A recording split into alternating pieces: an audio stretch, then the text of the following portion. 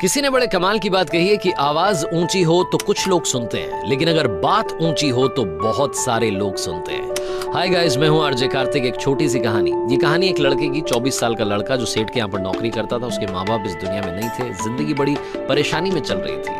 वो जाता था, रोजाना पैसे कमा करके घर आता था, खाना बनाता था, खाता था, सो जाता था। एक दिन उसने देखा कि उसने 4 चपाती और सब्जी बनाई। हाथ मुंह धोकर के वापस आया, तब तक 3 बची।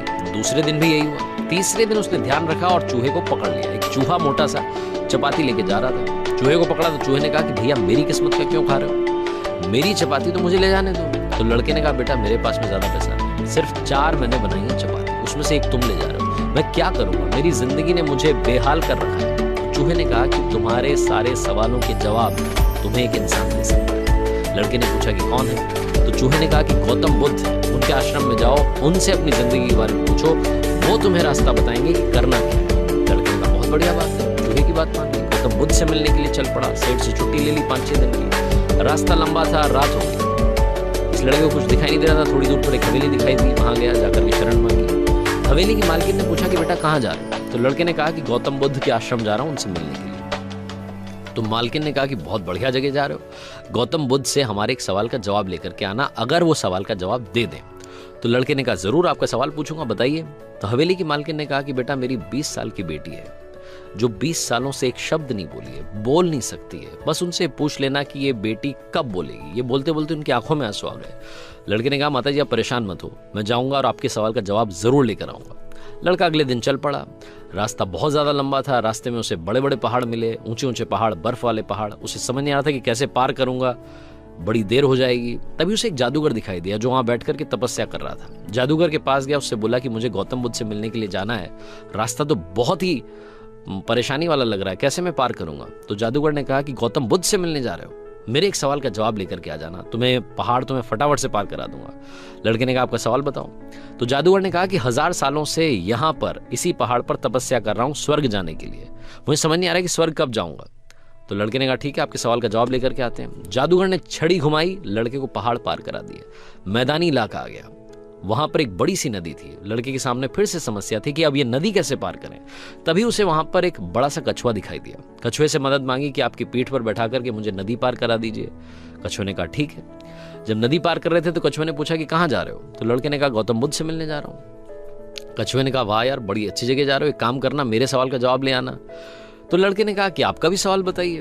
तो कछुए ने अपना सवाल बताया कि मैं बड़े टाइम से 500 सालों से इसी नदी में हूं और ड्रैगन बनने की कोशिश कर रहा हूं, ड्रैगन कब बनूंगा ये बस पूछ करके आ जाना। लड़के ने कहा ठीक है। लड़का पहुंचा आश्रम में, गौतम बुद्ध के पास। प्रवचन चल रहा था, प्रवचन खत्म हुआ। गौतम बुद्ध ने कहा कि हर कोई मुझसे सवाल पूछ सकता है, लेकिन सिर्फ 3 सवालों के जवाब दिए जाएंगे। अब लड़के के सामने समस्या थी कि किसके सवाल को ड्रॉप करें, किसका सवाल छोड़ें और किसका पूछें। लड़के ने सोचना शुरू किया। सबसे पहले हवेली की मालकिन नजर में आई, ध्यान में आई, तो उसे लगा कि वो तो अपनी बेटी का इलाज कराना चाह रही है, उनकी बेटी बोल नहीं रही है, उनकी आंखों में आंसू थे, उनका सवाल पूछना जरूरी है। दूसरी जो तस्वीर उसके दिमाग में आई, नजर में आई, वो आई जादूगर की। जादूगर 1000 साल से वहां तपस्या कर रहा है बर्फ के पहाड़ में।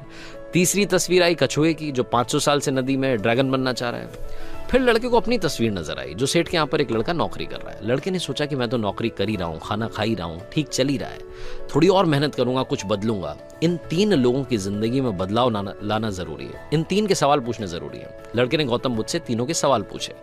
गौतम बुद्ध ने जवाब दिया सबसे पहले हवेली की मालकिन के सवाल का। उन्होंने कहा कि उस मालकिन की जो बेटी है 20 साल की, उसकी जैसी ही शादी होगी वो लड़की बोलना शुरू कर देगी। दूसरे सवाल का जवाब देते हुए गौतम बुद्ध ने कहा कि जो जादूगर है उससे कहना कि वो छड़ी छोड़ दे, जिस दिन उसने छड़ी छोड़ दी, छड़ी का त्याग कर दिया, वो स्वर्ग चला जाएगा।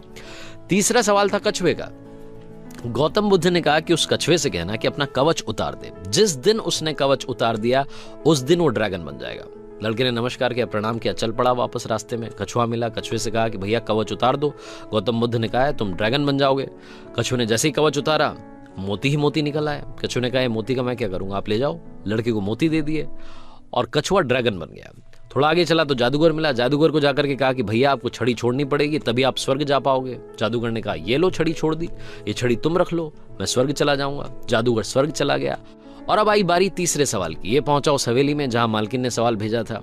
मालकिन से जाकर के बोला कि मालकिन आपका जो सवाल था उसको जवाब मिल गया है। आपकी 20 साल की बेटी की जिस दिन शादी हो जाएगी उस दिन ही बोलना शुरू कर देगी। उन्होंने कहा क्या बात है, तो देर कैसी, मेरे सामने ही तो दूल्हा बैठा है, तुमसे बढ़िया लड़का कौन हो सकता है। लड़की को बुलाया गया, लड़के ने लड़की को देखा, लड़की ने लड़के को देखा, शादी करा दी गई।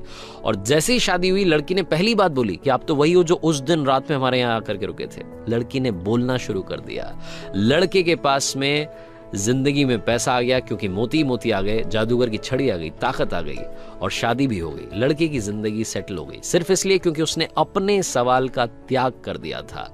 इस दुनिया में जो जहाज होता है जब किनारे पर होता है तो सुरक्षित होता है, सबसे ज्यादा सेफ होता है, लेकिन उसे दूसरे किनारे पर जाने के लिए इस किनारे का त्याग करना पड़ता है, लहरों से भिड़ना पड़ता है, मुकाबला करना पड़ता है। इस लड़के ने जब तक अपना सवाल नहीं छोड़ा था, इसको जवाब नहीं मिले थे। ये छोटी सी कहानी लाइफ में बहुत बड़ी बात सिखाती है। अगर आप कुछ कमाल करना चाहते हैं तो त्याग कीजिए उन बुरी आदतों का, आलस्य का। सुबह जल्दी उठना शुरू कीजिए, अपनी लाइफ में जो बैड हैबिट्स हैं उन्हें हटाइए, तभी जाकर के आप कमाल कर पाएंगे। आरजे कार्तिक एक बार फिर आपसे कहेगा, कर दिखाइए कुछ ऐसा कि दुनिया करना चाहे आपके जैसा। हर सोमवार सुबह 9:30 बजे मेरे चैनल पर देखिए एक नई कहानी।